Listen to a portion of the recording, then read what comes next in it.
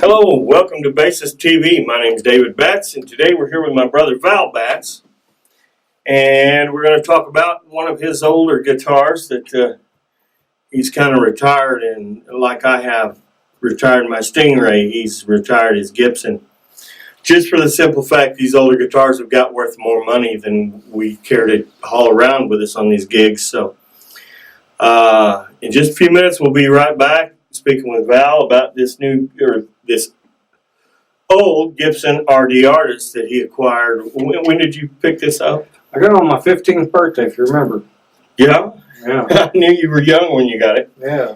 And how did you wind up getting it at 15 years old? Well, our dad, of course, you know what I mean? He said they wasn't ever going to teach us or show us nothing, but then he runs out on our birthdays and buys us shit like this. Yeah, well, I don't know where I was at because he didn't buy it. I got a Hagstrom. Yeah. A plexi blue Hagstrom with vinyl. I know, and I wish I could find it. I'd love to have it back. I don't know where it went to, but I don't know how you wound up with a Gibson, and I got a Hagstrom. So, not that Hagstrom wasn't a good instrument, right, but it was no RD Artist, that was for sure.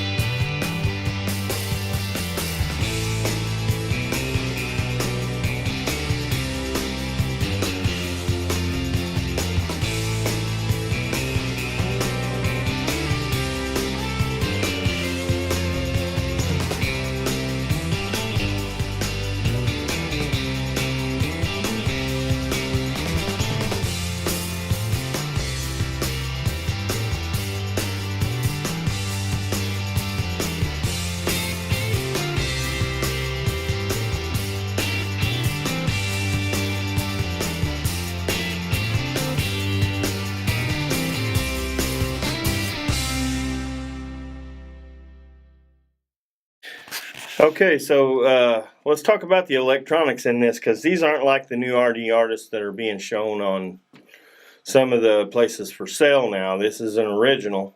They don't have the Mood Electronics. Mood Electronics, when did it go out of business? Do you remember? I don't know when. Gibson bought them out right around the time, but they don't.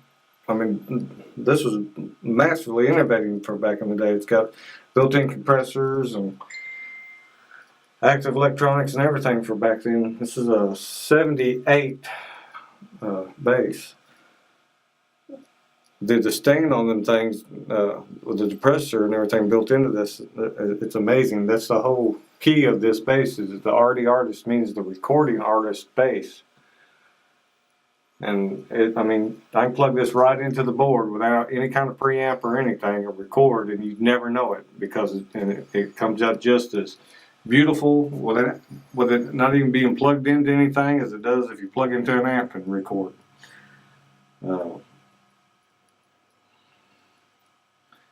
What about the the tag on the back of the headstock there? What's the significance of that?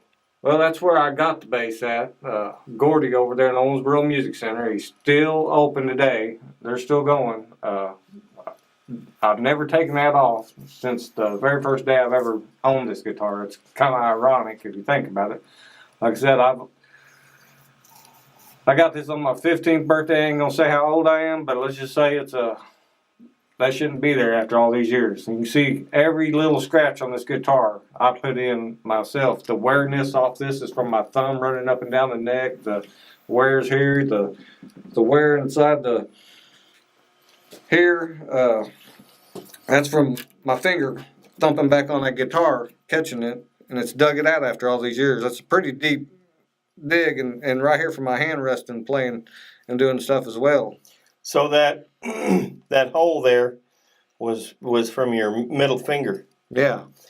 Ironically, most of us have that same situation on our old worn basses, but mine's from my thumb, where my thumb rests against the pickup. So that's the difference in being a country, blues, and regular rock player, I guess, as opposed to being a 80s hairband guy. Yeah, probably. 'Cause when I do rest my thumb, it's usually off my pickup here. When I do rest my thumb on anything from on that string itself, you know what I mean? It's odd that large indentation is from your finger coming off the string as opposed to your thumb rubbing it all the time. Right. But that's just where we get styles of playing that are so different. And I love that. That's a huge, solid old Gibson bridge. I think they did those on the EBOs for a while, but I'm not for sure on that. Yeah. Let's talk about the front panel. Well, I love how the bridge is actually, because you can do this bridge two different ways. You can put the strings in here and not run it through the body. Of course, this one's designed to go through the body, and that carries so much more sustain and warmth when you got the strings that go through the body like that. That's what. And I have to buy extra long scale plus strings for this bass just so I can go through there. Otherwise, long scale will fit on the bridge and work if I can't find my long scale plus. That's what I'll use. But so, what are the switches on the guitar there? Well, these are pickups, of course, and this is the compressor. There's three different. The only way you can describe it, you have to hear it. Like this would be with the compressor off, and this is usually where I play it, is in the center. And then when I hit this one, it just brings another whole deeper substance tone-wise to it, resonance and everything of it. Yeah, we're going to DI it into DAW here in a minute and let everybody hear all the range of tones that this RD artist will do. Now, how are the volume and tone knobs set up? Well, like I said, since it's got two different pickups, the volumes are set up on two different volumes as well. Is it set up like a Les Paul, volume and tone, volume and tone? Yeah, pretty much. Yeah, that's kind of Gibson's way of doing things. Wasn't like Strat or a Fender bass, jazz bass, where they had to. I've always said this thing's like a one tone for both pickups. Not only looks wise, but I've always said this is like a combination of a Thunderbird and Les Paul mix. You know, because it's got the headstock like Les Paul, the body shape here, as far as that goes, and the Thunderbird tail and everything. But yeah, it's not really. I don't guess you would consider that a full what they call reverse Firebird, and it's not completely a Thunderbird. It's got a little bit different shape than either one of them. So yeah. Okay, in just a few minutes, we're going to get this thing DI'd up and let Val run through some tones and some riffs on this old Gibson, and we'll go from there.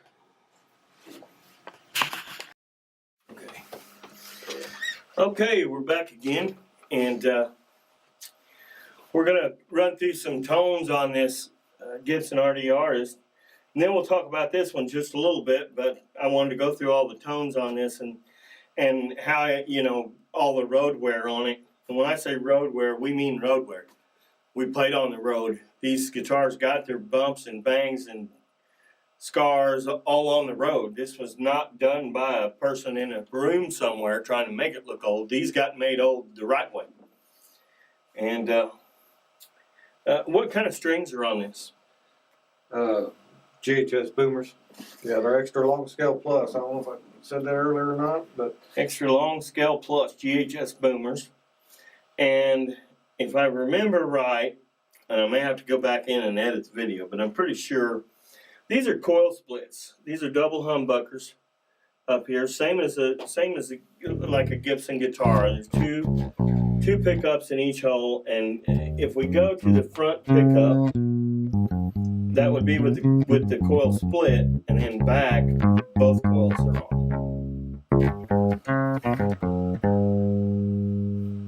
And like I said, we have this DI'd into the studio, and we're not running any monitors out here right now, so I'm telling you right, and this could be reversed, and if it is, I'll mark it on the deal. And this would be the back pickup with single coil.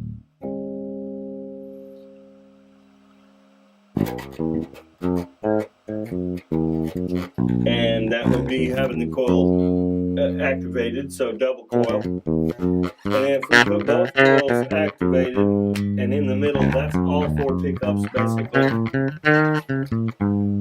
And what we're looking at is almost just like a Les Paul. volume, tone, volume, tone. These are for the front pickup. These are for the back pickup. So if we go to the front pickup, you can hear the tone difference. And there's cutting the volume back to full, and tone back to the treble side. And if we go to the back pickup, of course, same here, volume, and the tone roll off, and back to full on tone, and just go to all the pickups, all the double coils are in, all the tones are 100%, so are the volumes. This is what I would call the true Gibson sound. Out of all the Gibsons that I've heard over the years, this was the true EBO sound, the true Thunderbird sound, Firebird sound, all kind of tied into one guitar. And you could even kind of sounded like the Explorers a little bit. But this you could get just about any tone you wanted out of it. And of course, if you look at the back panel, there's tons of electronics in this thing. And like I said, we'll do an addition video on this and talk about what they call the mood. Is it mood electronics? And the Arnie artists you get nowadays do not have this in them. No. This was done back then, and to be honest, I've never taken the back off this thing, and I'd like to get a look inside there and see what kind of electronics there are in there. The whole thing is a board. The whole thing is electronic. So that's a huge circuit board just for a guitar preamp. Yeah. So there's evidently a lot of stuff going on inside that preamp for them to need that much space. Of course, this was what year's this bass? 78. So it's a 78. So I'll give them credit for having to use a lot more space for the electronics in something as opposed to what we use today. Probably if it's 78 technology to today technology, you could probably get what's being done in this guitar in this little box right here. So, but that being said, those electronics probably sound a lot better than what we're doing in these small IC chips today, because that's probably got a lot of resistors and caps and other stuff to manipulate the tone as opposed to some IC chips. So, like we were talking about, having a guitar that is worn, road worn, and come by scars the right way that I feel. You know, one of my good friends is the guy who stresses the guitar for Gibson, and when it's done right, it's really cool, and I suppose there's a place for it. Frankly, if I go buy a new guitar, I want it to look new. I'll put the marks on it myself. This is my 86 Stingray, 85, 86. This is all built from Leo's original parts. These were when Ernie Ball bought Leo Fender out, bought MusicMan out, there were some parts left over in the factory, and they built 100 basses, I think, from Leo's leftover parts. And you know that these were Leo's parts because, number one, they were 4-bolt necks. When Ernie Ball started their new tooling, they did all 6-bolt necks. And the necks were, you could tell they were Leo's because they had the skunk stripe in them. And you can see I got about the same area wore off the finish on my neck as he does his. And if you look at this finish, it's just, it's stressed, cracked like a 100-year-old Gibson when I first got this bass. And we're going to talk about why this happened. And a true rosewood fretboard, a true tiger maple neck on this. And I'm pretty sure that Ernie Ball, when they had a lot of woods confiscated, I'm pretty sure the tiger maple and stuff like that got taken away from them. So this is probably a tree hugger's nightmare, and they can, you know, jump off a cliff because they're not getting it. If the tree huggers come in and try to reclaim this wood, there's going to be a fight on their hands. I've had this guitar since '86. It's been in every state with me in the United States. I've toured all over the United States. it's been everywhere but California and Oregon. I've not been to California and Oregon and Washington and playing there. For some reason, we never got past, Vegas and stuff. So we might this year, who knows. But I don't take this guitar on the road with me anymore just because of the value, because of certain reasons. And when I do the video on this guitar, we'll go into all those reasons. And let's just say anybody out there watching this video thinking about breaking into my studio to get this guitar, it's in a safe and bolted to the wall, and there are no windows in my studio, so you cannot get in here unless you drive through a door. And I don't put that past someone, but let's just say I own a lot of 45s, and I would definitely leave someone very fatally wounded over this guitar. So anybody thinking about that, this is just pre-warning. We were talking about the hole that he's caused from using his fingers the way he uses them. And of course my hole is wore out from here because this is my anchor point. So when I'm playing,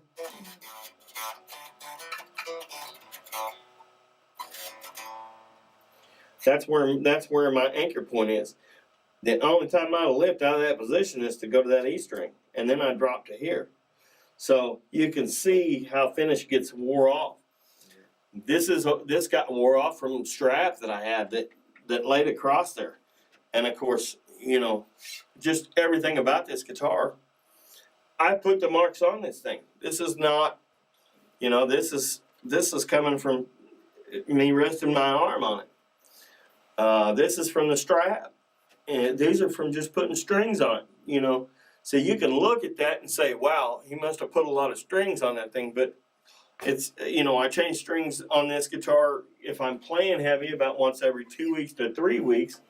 So yeah, and I'll tell you, the one thing that made me retire this guitar is we were out on the road, and I think we were in Montana, Wyoming, or North Dakota somewhere, and this guitar was leaned up against the amp for a moment, which was my mistake, so I could grab a tuner and a couple other things, and it fell over, and when it did, it put that nick right there in my neck. And ironically, that is, if I'm playing down here, that's right where my thumb sets, and every time I hit that nick, it just makes me cringe, and I'm not going to sand it out. It's going to stay right there. I put it in there. There's a few headstock dings that I got early on, first year I owned it. Some of these little dings I remember how they got there. So when you have a guitar, it becomes worth more in sentimental value than you can ever turn loose of it. I've been made offers for this guitar that are ungodly, and it's not going anywhere. I threatened to be buried with it, and my son said he would dig me up. So rather than to get dug up after I'm dead, I suppose I'll pass it on to him. But if something was to happen and he ever got rid of it for any reason, I would haunt him for the rest of his life. So, and he knows that. So, but anyway, this has been a cool episode of Bassist TV. In a few days, we're going to look at my rig. We'll look at my brother's rig. We're going to look at some other people's rigs. I'm going to be headed out to Dothan, Alabama next week for a gig down there, and we've got a night off. We're going to run over to Panama City, Florida, and maybe check out some bands over there. And I'm going to take the iPhone with me, and maybe we'll do a rig rundown of anybody that's playing over in Panama City. So until the next Bassist episode, I'm Dave Batts, my brother Val. And one of these days we'll get the old man on here, our father, who played probably 30 years before us and is still playing. Yeah. And I hope I'm still playing at 70 Plus. 70 plus. I don't have that many years to go, so we don't want to go there.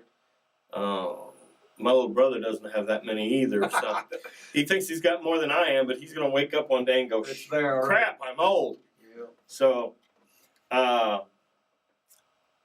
you know, we're not trying to be stars anymore. We're just trying to make a good living. And we're behind other people trying to push them. And that's what bass players do. We support. We're the support of the songs. We're the support of the band. 80% of the time, we're the ones doing all the logistics. For my band, I do all the bookings. I do all the logistics. I get us to the gig. I make sure there's the right musicians on the stage. And we've got I think she just turned 22, 22-year-old female singer. She's absolutely great, and we're working on her career. And if she goes big time somewhere down the road, maybe she'll drag me along, at least as long as I can stand on the stage. I told the wife, she asked me one time, are you ever going to stop playing? And I said, no. I said, when I can't stand on the stage, when I have to sit in a chair and play on a stage, I will quit playing. At that point, I feel I'm not putting on a show, so I'll go home at that point. But up until the point when I can still stand there, however long the gigs are, I'm going to stand there. And so I'm praying for shorter gigs. And we'll talk about length of gigs and how they affect us at one of these episodes also. So everybody stay tuned for Bassist TV. And until then, the Batts brothers say goodbye.